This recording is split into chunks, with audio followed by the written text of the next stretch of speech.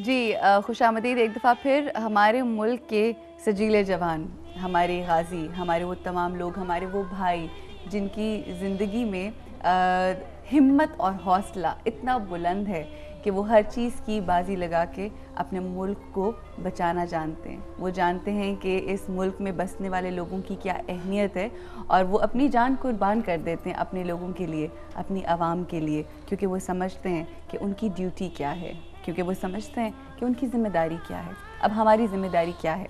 हमारी ज़िम्मेदारी ये है कि हम ऐसे लोग जब इतने बाहिम्मत तरीके से अपने मुल्क को बचाते हैं, मुहाफ़िज़ हैं वो हमारे मुल्क के, हिफाजत करते हैं अपने लोगों की, तो हम कुछ नहीं कर सकते उनके लिए। हाँ, उनको अप्रिशिएट ज़रूर कर सकते हैं, उनको ये बता ज़रूर सकते हैं कि आप सबसे बढ़कर हैं, आपका मुकाम हमारी नज़रों में बुलंदतर है और आपकी जो कहानी है वो हिम्मत की है और सफ़र कामयाबी का है और हम आपको सलाम पेश करते हैं। हमारे साथ इस वक्त मौजूद हैं एसपी मॉडल टाउन हैदर अशरफ साहब, जिन्होंने 28 मई 2010 को गढ़ी शाहू का जो कादियानी इबादतगाह थी उस पर अटैक हुआ, वहाँ पर उन्होंने एक गोली खाई और फिर गोली खा के ज़ख्मी हो गए, मगर उन्होंने हिम्मत नहीं हारी, उन्होंने पट्टी करवाई और फिर वापस आए और वहाँ पर लड़े और 100 लोगों की जान बचाई। हमारे साथ हैं हैदर अशरफ साहब, एसपी मॉडल टाउन। अस्सलाम वालेकुम सर, हाउ आर यू? ठीक ठाक हैं? ठीक ठाक हैं। और आपसे बात होगी, मगर पहले मेरे साथ आपके साथ जो दूसरे भाई बैठे हैं वो उनका इंट्रोडक्शन करवा दूँ।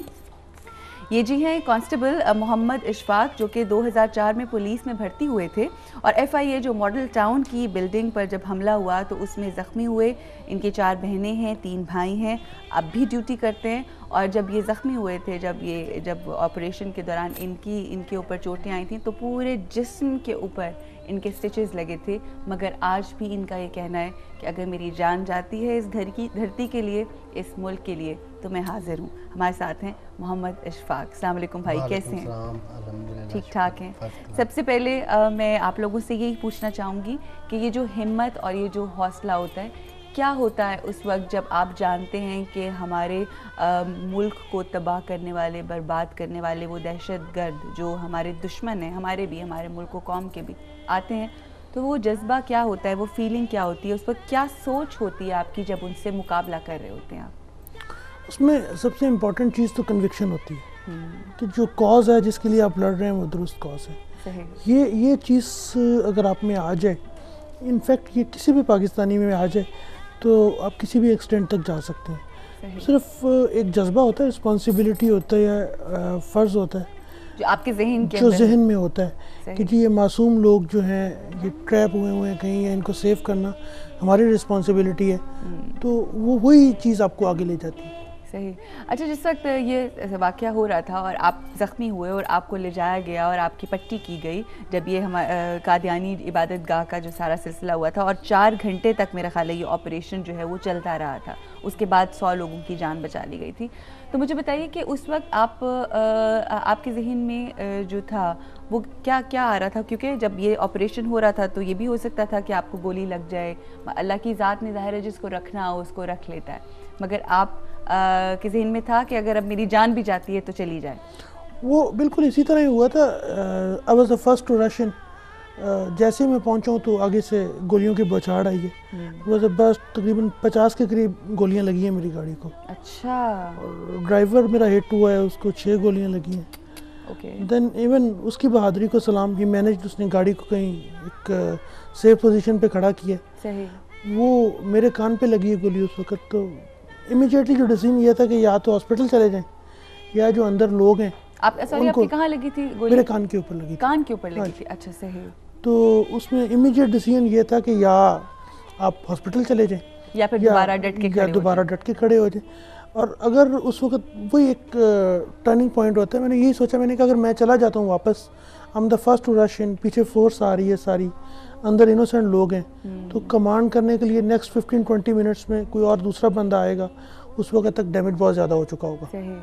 तो देन वो रेस्क्यू की व्हीकल वहाँ खड़ी थी, उसी वक्त पहुँची थी, उन्होंने ड्रेसिंग की and then we started moving again.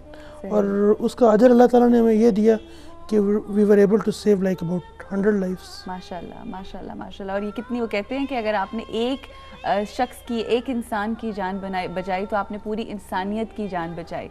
तो आपने माशाल्लाह 100 जानों की जानें आपकी वजह से बची। तो क्या क्या महसूस होता है?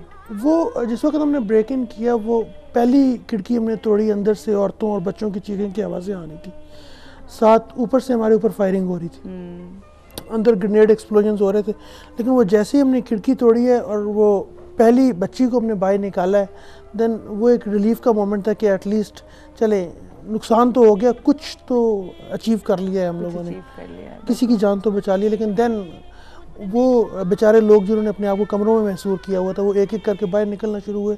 देन वी रियलाइज कि जी हम किसी एग्जैक्ट पॉइंट पे पहुंच गए हैं। बिल्कुल सही। हमारे साथ हैं जी मोहम्मद इशफाक जो कि कांस्टेबल हैं। मुझे बताइए, आपका जो वाक़या हुआ था वो FIA की बिल्डिंग वाला जो था, तो किस तरह से, थोड़ा सा एक्सप्लेन करेंगे कि कैसे दहशतगर्द आए थे और आपने किस तरह से वहाँ पे खड़े होके उनका मुकाबला किया? मैं FIA की बिल्डिंग के बाहर कच्चे मोर्चे में खड़ा था। अच्छा।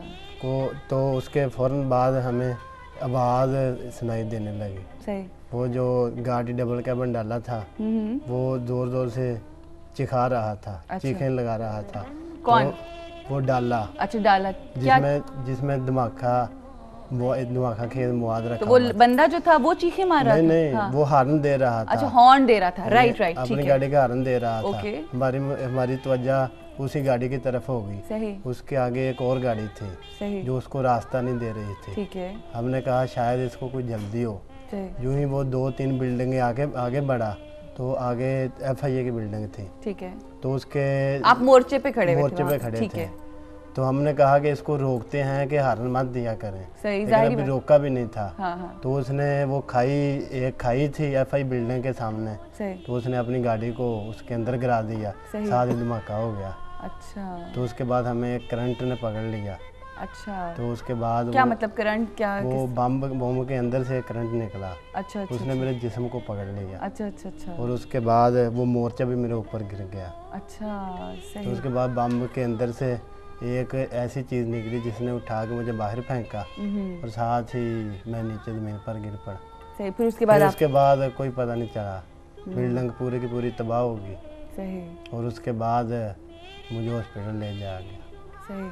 तो अब जब ऐसा कोई वाक़या हो जाता है, आप तो खैर हैं मुहाफ़िज़, आपकी तो ट्रेनिंग ही ऐसी की जाती है कि कुछ भी हो जाए अपने मुल्क की हिफाजत करनी है। तो ऐसा नहीं हुआ जिस वक्त आप हॉस्पिटल गए और हॉस्पिटल से फारिग हुए, वापस आए आप, तो आपने ये नहीं सोचा कि ये तो बड़ा इसमें तो जान जा सकती है, किसी वक्त अल्लाह की ज़ात ने आपको गाजी बनाए तो उसका करना था, मगर इस पर जान भी जा सकती थी? मगर कभी ख्याल आया कि इसको छोड़ दें या फिर आपने दोबारा से ज्वाइन कर लिया? नहीं, क्योंकि जब हम भर्ती हुए थे तो इस अहद पे हुए थे कि हम मुल्क और कौम की खिदमत करेंगे। तो अगर हमारी जान भी चली जाए तो लोगों की जान बच जाए, हम लोगों के मुहाफ़िज़ हैं। सही। इसीलिए हमारा जज्बा और बड़ा है, कम नहीं हुआ। बल्कि मैं अपने छोटे भाई को भी ये कह रहा हूँ कि तुम भी इसमें भर्ती हो। कितनी देखिए खूबसूरत बात है, कितना एक खूबसूरत जज्बा है ये कि वो कहते हैं कि अगर हमारे मुल्क के जो दुश्मनान हैं, अगर वो हम पे हमला करते हैं और हमें ज़ेर करने की कोशिश करते हैं, तो हमारा जज्बा जो है वो ज़्यादा बढ़ जाता है और हम कहते हैं कि अब जिसे कहते हैं ना ऐसी की तैसी वाली बात, उसी जोश और वलवले के साथ दोबारा उठते हैं। और ना सिर्फ ये बल्कि अपने घर वालों के लिए भी यही ख्वाहिश का इजहार आप कर रहे हैं कि हमारे छोटे भाई भी जो हैं। अच्छा, मुझे बताएं कि जिस वक्त ये सानिया हुआ, ये वाक़या हुआ, उसके बाद आप दोनों से ही सवाल है, घर वालों का क्या रिएक्शन था? बिकॉज़ आप लोगों ने तो अहद किया होता है, मगर ज़ाहिर है उनके घर वाले टीवी के ऊपर देख रहे होते हैं जो कुछ सारा था। पहले मैं आपसे पूछना चाहूँगी एसपी साहब, क्या उनकी फीलिंग्स क्या थी उनकी?